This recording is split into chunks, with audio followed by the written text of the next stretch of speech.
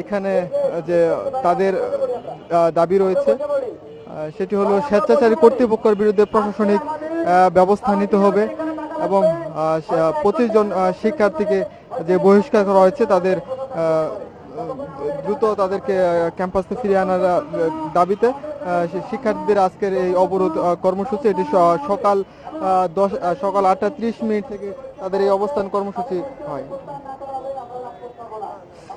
International United university সকাল কিন্তু শিক্ষার্থীরা আবার এই নতুন বাজারে তারা এখানে আবার অবস্থান কর্মসূচি করছেন।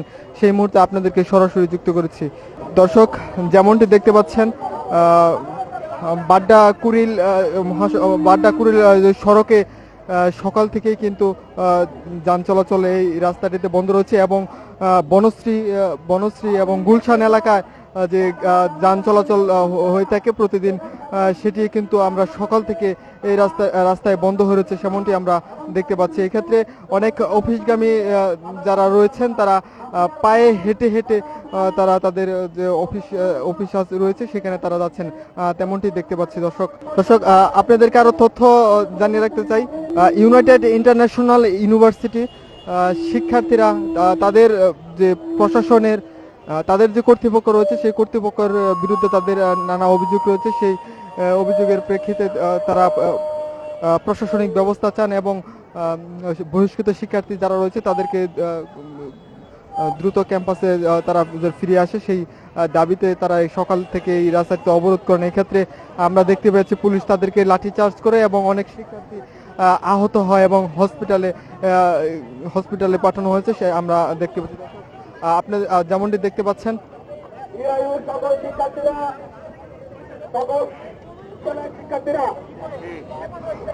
দর্শক, পুলিশ কিন্তু তাদেরকে লাঠিচার্জ করেন। তারপর থেকে কিন্তু অনেক শিক্ষার্থী আহত হয়েছেন আমরা দেখতে পাচ্ছি এবং হসপিটালে গিয়েছেন। এই মুহূর্তে কিন্তু শিক্ষার্থীরা সড়কের মাঝ বরাবর বসে তাদের যে অবস্থান কর্মসূচি সেটি তারা কিন্তু পালন করছেন। আমরা এখানে আজকে একত্রিত হয়েছি জুলাইয়ের পরে বিভিন্ন বিশ্ববিদ্যালয় রিফরমেশনের ব্যাপারে আমরা ঐক্যবদ্ধ হয়েছিলাম। বিশ্ববিদ্যালয় রিফরমেশনের আন্দোলনকে কেন্দ্র করে আমরা জানতে পেরেছি যে জুলাইয়ের দর্শক, যেমনটি দেখতে পাচ্ছেন ইউনাইটেড ইন্টারন্যাশনাল ইউনিভার্সিটির শিক্ষার্থীরা তাদের অবরোধ কর্মসূচি তারা পালন করছেন এবং সেক্ষেত্রে পুলিশ লাঠিচার্জ করার পরে অনেক শিক্ষার্থী কিন্তু আহত হয়েছেন। সেই আহত শিক্ষার্থী কিন্তু ইতিমধ্যে মেডিকেলে নেওয়া হয়েছে সেটি কিন্তু আমরা দেখতে পাচ্ছি। তারপরও কিন্তু শিক্ষার্থীরা এই নতুন বাজারে তাদের অবস্থান কর্মসূচি সেটি কিন্তু তারা পালন করছেন। আপনাদেরকে সরাসরি যুক্ত করেছি ডেইলি আপন দেশের অফিসিয়াল ফেসবুক পেজ থেকে। দর্শক, তাদের কর্মসূচি ঘিরে অপরদিকে আইন শৃঙ্খলা বাহিনীর উপস্থিতি কিন্তু আমরা লক্ষ্য করে দেখতে পাচ্ছি। সেক্ষেত্রে পুলিশ কিন্তু সতর্ক অবস্থানে রয়েছে সকাল থেকেই। তার কিছুক্ষণ আগে পুলিশ তাদেরকে লাঠিচার্জ করেন এবং তারপর শিক্ষার্থীরা এখানে আবার জমায়েত হন এবং অপরদিকে কিন্তু পুলিশের অবস্থান রয়েছে, সতর্ক অবস্থানে রয়েছে পুলিশ, সেটি কিন্তু আমরা দেখতে পাচ্ছি।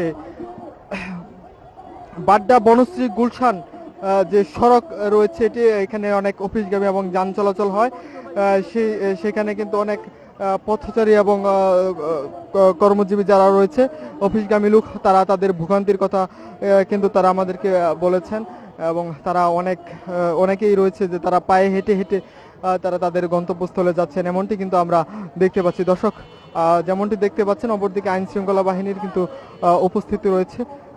সেক্ষেত্রে শিক্ষার্থীরা বলেছেন যে তাদের যে দাবি রয়েছে সেই দাবি না মানা পর্যন্ত তাদের যে অবস্থান কর্মসূচি সেটি কিন্তু তারা অব্যাহত রাখবেন এবং আমরা আপনাদেরকে আরো তথ্য জানিয়ে রাখতে চাই যে দর্শক, বিস্তারিত জানার জন্য আরো কয়েকজন শিক্ষার্থীর সাথে আমরা কথা বলার চেষ্টা করব। আচ্ছা ভাই, আমার সে কথা যে আলোচনা চলছিল ওই মুহূর্তে সে হামলা গেলে কি আর কথা বলবো ভাই বুঝতেছি না। অলরেডি যতটুকু জানি 3 জন কুর্মিটোল হাসপাতালে ভর্তি আছে। আমরা অনেকবার বলে আসছি আমাদেরকে প্রমাণ দেন, কি জন্য বহিষ্কার তো অভিভাবক আছে, আরে ভাই আমার অভিভাবক আনতে কোনো সমস্যা নাই, কিন্তু আমাকে প্রমাণ দিচ্ছে আমি ভুল করছি, তারপর আমি আমার অভিভাবক আনবো। আমি কেন অভিভাবক আনতে যাবো? ওরা খালি বারবার বলছে অভিভাবক আনার জন্য। সেই জুলাই থেকে ওরা আমাদের এখানে বাধা দিচ্ছে। এই যে 2 দিন আগে ওরা ইউআইও জুলাইকে বিকৃতি করছে, ওরা বলছে ওরা নাকি বলে জুলাই খুব হেল্প করছে। দেখেন জুলাইয়ের আগে তাহলে বুঝেন জুলাই আগে কেমন হেল্প করছে আর এখন কি করতেছে। আমার উপর হামলা করছে, আমি বলছি লাঠিচার্জ করেন না, আমাকে গুলি করেন, তাও ভালো, তাহলে আমার আর ব্যথায় সইতে হবে না। আমি রেডেছি, জুলাই আসতেছে, ইনশাল্লাহ দেখে নিবো এদের। ইনকিলাব জিন্দাবাদ।